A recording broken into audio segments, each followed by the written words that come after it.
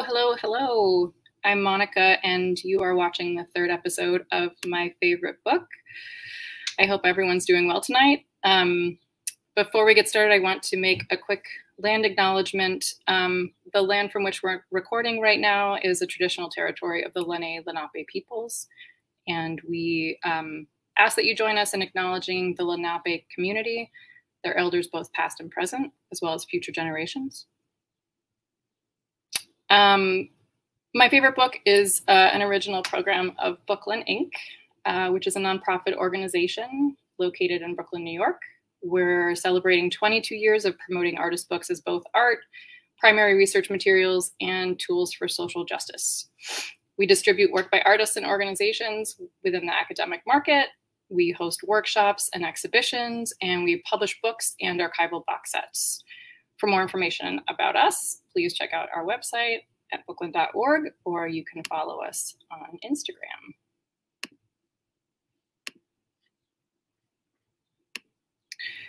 I'd also like to take a moment to thank the New York City Department of Cultural Affairs for supporting my favorite book, among our other programs. And I just have a few announcements first, before we get going with John Vasquez Mejias. We are very excited to announce that our newly edited and redesigned education manual is ready to share with you. It's free. You can find a link to it at linktree/Booklyn. This is a fantastic resource for teachers, for parents, for adults, for kids, teenagers, whoever.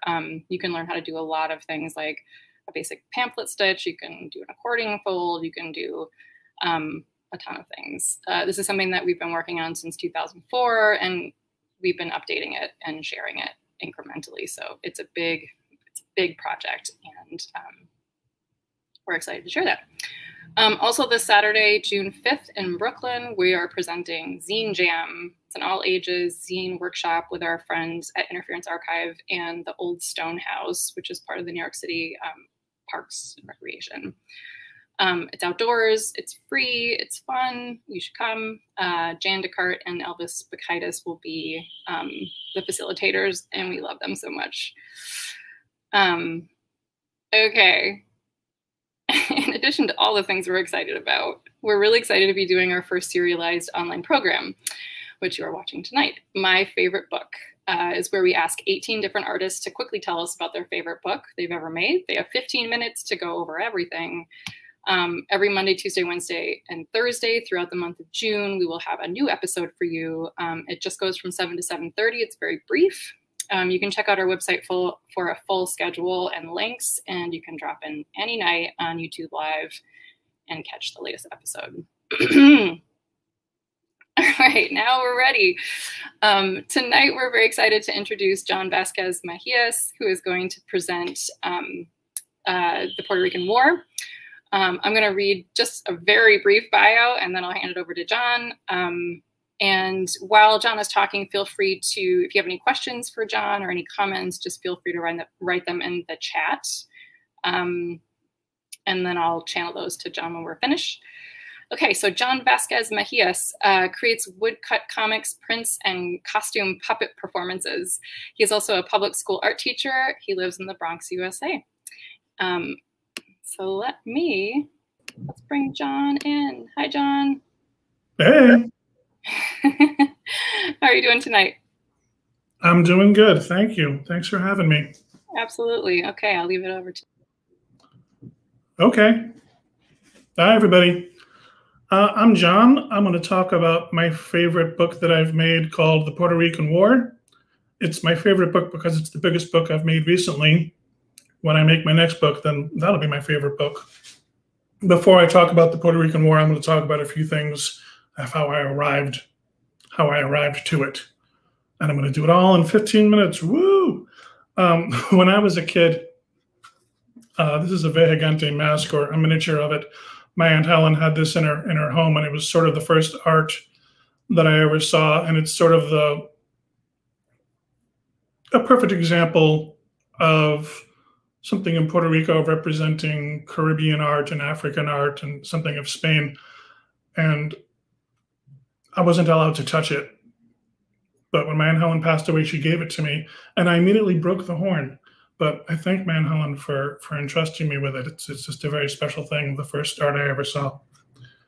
When I was a kid, big surprise, I loved comic books. And at the time, if you had 75 cents, you could buy a comic book, and you were a comic collector. And that's all you really needed to do. And it was sort of my entry into making drawing. I started to get obsessed with drawing. I collected a lot of Mad Magazine. I collected a lot of heavy metal, just like a boy is supposed to do. I started making my own comics in grade school. My favorite comic was called Moose Man, and I tried to make a comic of him every month to keep on a schedule.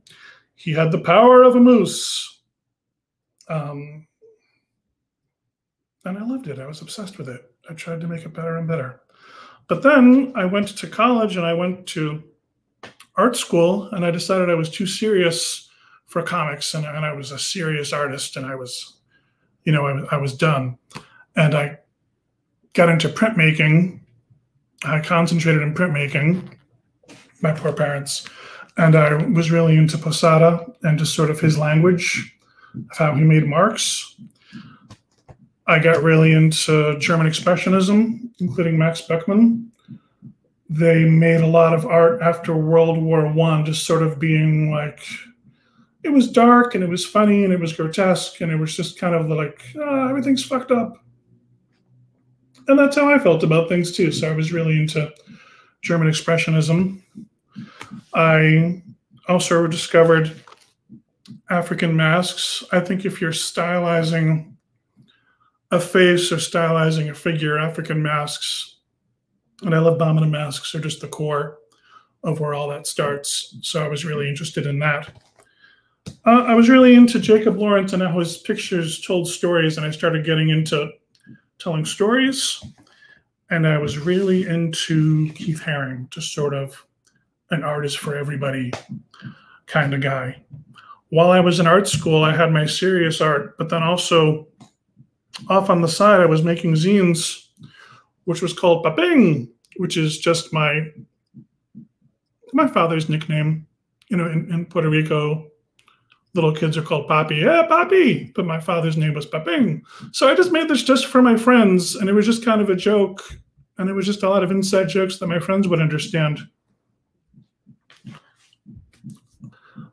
I graduated from art school, and I didn't know what to do with myself.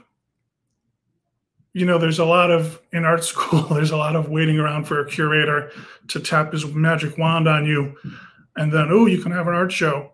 So I just didn't know what to do. But I could make zines, and I could sell zines for consignment, and I could send them away for review at Punk Zines, and I could write to other people who were making zines and making comics, and it was something I could control, and it was something that I could do and have in my own hands. So all of a sudden, my zines and my comics became the most important thing, more important than anything else. And I made a bunch on wallpaper samples and construction paper from the reduced bins of art supply stores and recycling folders and things. This is a woodcut that I made into a silkscreen. And also at the same time, I became a public school art teacher. And I started making comics just about teaching art. For a few years, I think that nobody really realized what it was like to be an art teacher, and I wanted to tell people. All of a sudden, I had something to speak about. What do I want to say? I said everything I wanted to say after a few years. If you're poor and you're in public school, you're getting ripped off. Nobody in the school, including the principal, really understands what art education is. And it's really just up to you to serve the kids. And that's what I said in my comic for a few years. And I said everything I needed to say. At the same time, I rediscovered comics, and I got more into indie comics. I think at the time I called them art comics. I was like, oh, comics can be about anything. This is great. you know? Which brings us to what I want to focus on today, which is my book, The Puerto Rican War. I'm going to talk a little bit about how it was made and about, just sort of what influenced me to make it. So first of all, like I said, I majored in art, and I concentrated in printmaking, and I tried to make a whole entire comic just out of woodcut, and I was really bad at it, and it took me just a long time. This is one that I made. This is a woodcut print of some soldiers in World War I, and it's 3 pages long. And by the time I was done with it, I was like, never again. I can't do it. It took me too long. Make my fingertips turn numb, and I sort of forgot about it.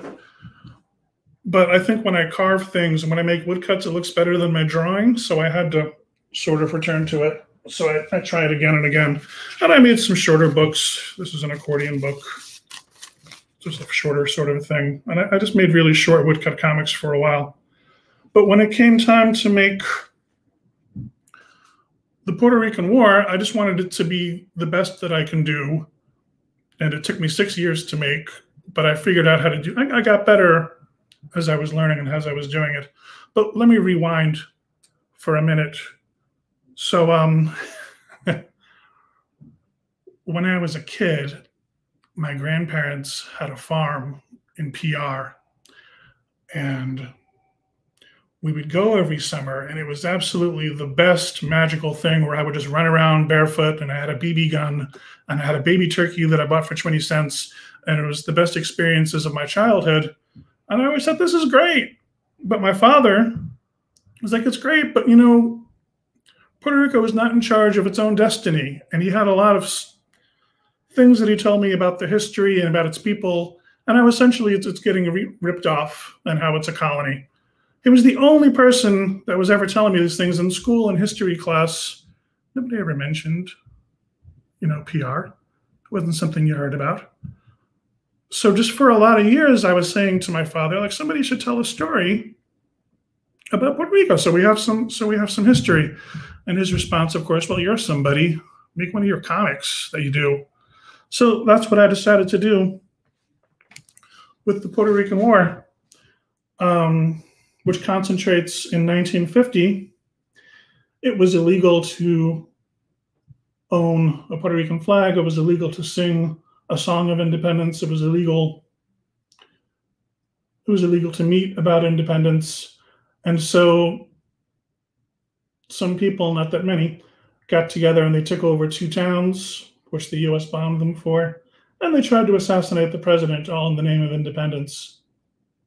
And that's what the book is about. My research included Puerto Rico, island of paradise of US imperialism. My research includes nationalist heroines, and my research included a book, War Against All Puerto Ricans. And, that's what I wanted to say. So when you're doing woodcuts and printmaking, this is a woodcut print that I've used over and over and over again to make this book, Dogs of the Bronx, which, I'm happy with how it came out. But the block of wood, after printing so many times, is all blah and, and scuffed up. And I just had years of being with blocks of wood and saying, now that I printed it, I'm really sad that it's all blackened. And I kind of like the block of wood better than I do the prints. So for the PR War, what I did was I decided to make the block of wood the final piece of art, which would never be printed other than, in the book. So I printed everything facing forward, and I was hoping that in the book you could see some of the scratch marks and things like that. The book's 94 of these.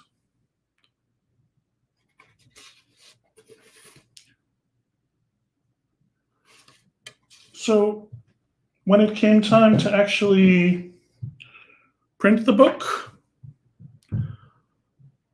I was a little concerned with how much money it would cost me. So, the way of the zinester is to try to make something beautiful, but also try to make it cheap so you can afford it and so other people can afford it. So it lives on this level that we can all live with. Like I mentioned before, my other things included water damaged paper and paper that I found. So for this book, I called up a printer in Canada and I found a cheap price, but the shipping was going to kill me. So I found a place in New York where I could just go pick it up and the shipping wouldn't kill me. And I just wrote them a letter asking them, telling them it was 94 pages and this is what I wanted. And they sent me back with a quote. And then I said, well, how about if I trim the paper? And how about, okay, you're going to staple it. How about don't staple it, don't collate it, don't trim it. I'll do all that stuff. And after we kept writing each other back and forth and I drove them crazy, I got the price of it to come down. And so what they sent me when I finally had the book printed was these newspaper things like this in 3 sections. And I saved a few $100 because I took a paper cutter and I trimmed them all myself. And I took my Aunt Helen's ice pick and I bound them up with string, which saved me money, but also I think it looks, nicer with like this, some human touch to it. So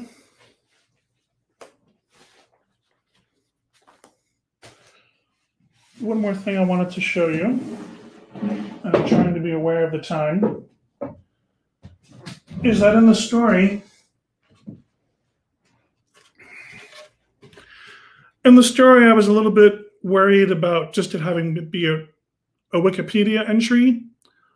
So for this book and also for the next book, I interviewed my parents who lived in Spanish Harlem at the time and just sort of got their perspective on what's it like in 1950 and you're Puerto Rican and you've just come to America and what you've been promised and what's the reality. How do you feel? So a lot of their dialogue for this book and also my next book is based on my parents' interviews. And there's a few references in it. I used my grandfather's farm. I used pictures of myself as a kid in PR. And that's it. I kind of rushed through it because I'm afraid I'm going to miss something, but that is pretty much it.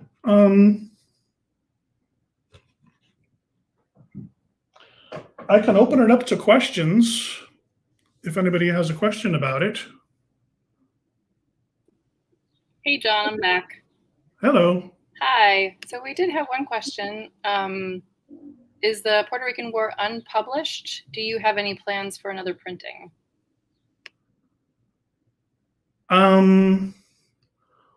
Well, it's the first printing. I paid for it myself.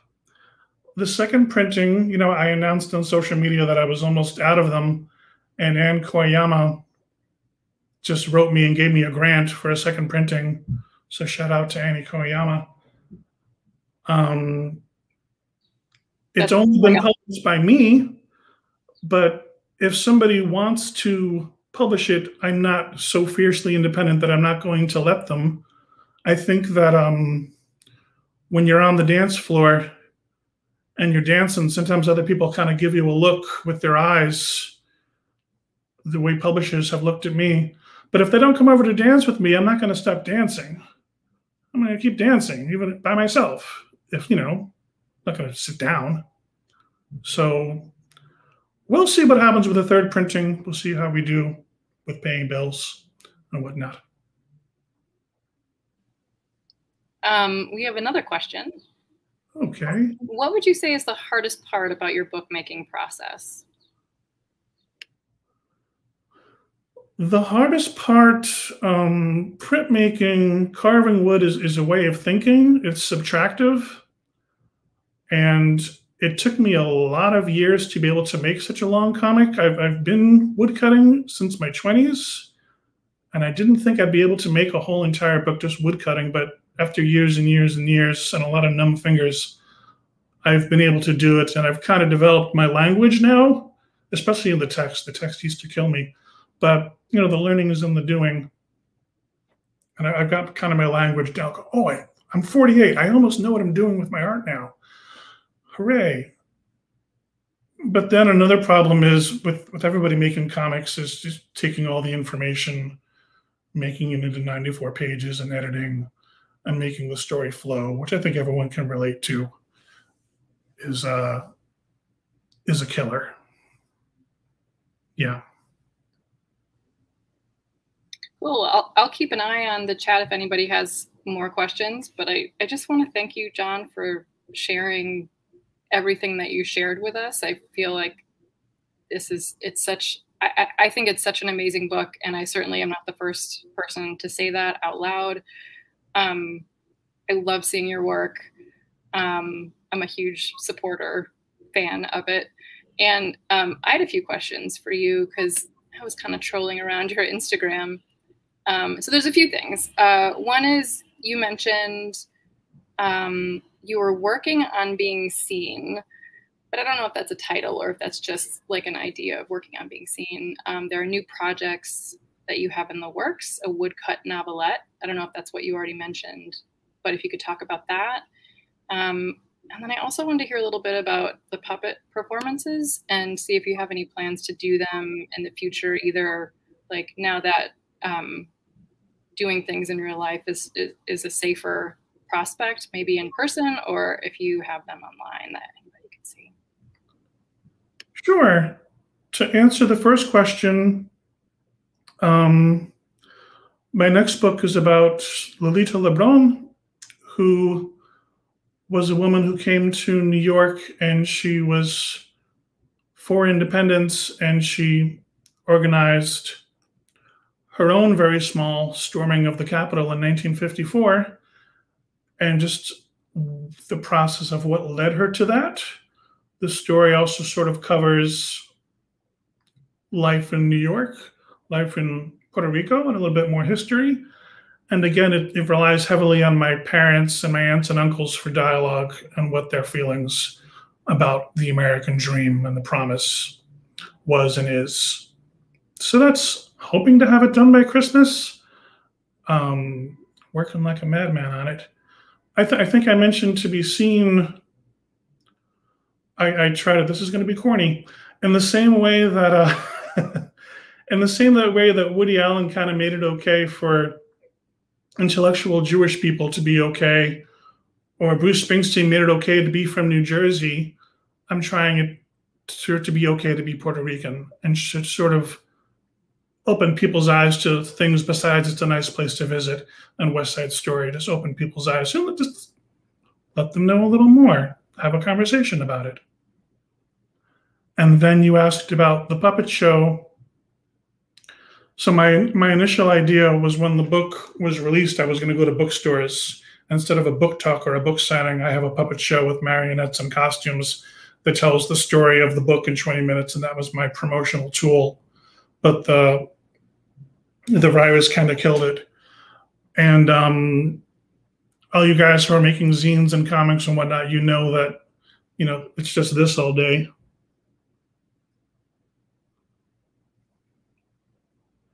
And so to make a performance and to do some of this is just a real relief, and really, really needed to get my friends together and jump around and tell a story in a different way. I thought it would be better than a book signing, at stores that I've been to myself. I'm going to be doing a performance in July at a community garden in the Bronx. And I'll have details about that on my Instagram and social media. And I'm going to start planning with positive thoughts that I can start to do more performances. I think it's just best live. But, I have to wait. I've had to wait. And that's the way it is. John, I forgot to ask you before we jumped on this, but I have your contact information, your Instagram handle, your website, and your Patreon link. Would that be okay to share here? Yeah, fine, sure. And there it is, everyone. Right, so you can find out all about John there. Check out his Patreon. I got one more comment I wanted to share with you. They say, not a question, but I wanted to say I got a copy of the Puerto Rican War through Desert Island. More than a publication, it's an incredible piece of art. Thanks for creating this, John. Okay. I want to mirror that. I feel like I want to let you know on behalf of the throngs of folks that I know love your work, that it gives me a lot of energy. It makes me feel very happy and excited to see what you're working on. I think you bring a lot of joy into the landscape of zine making, book making, historical documentation. It's extra special that these books are affordable, and so they proliferate very quickly. And I also wonder if people would want to know where they can get a copy, if they can at this point. Of the book? Yep. You can order it directly through me at johnvasquezmejias.com. It's at a few distros, including Domino and Wake Shop, and it's at Desert Island, and it's at most places that sell, indie comics, Book Thug Nation. Oh, sorry if I missed anybody. But yeah, that's half the job, is getting it out into the world once you made the thing. But I'm trying. Bookland's out. We sold out as soon as we ever got copies in. Oh, okay. I have about 300 copies left, and then we'll see what's going to happen. Yeah. All right. Well, John, do you want to add any last thoughts? Anything that bubbled up after you told us everything? No, I'm sure at 4 o'clock in the morning I'll be like, oh, I should have mentioned this, but I can't think of anything now. But thank you so much for having me. I really appreciate it. I love it. Thank you so much for sharing everything, and for your time, and for sharing your talent with us. So let's see, closing remarks. Are there any? Just that we're going to have 4 new episodes of My Favorite Book next week, Monday, Tuesday, Wednesday, Thursday. And we're starting Monday with Eric Ruin, who also does a lot of very tedious carving and performance. So come back and see us at 7 o'clock next Monday. Good night, John. Good night. Thanks again. Bye-bye.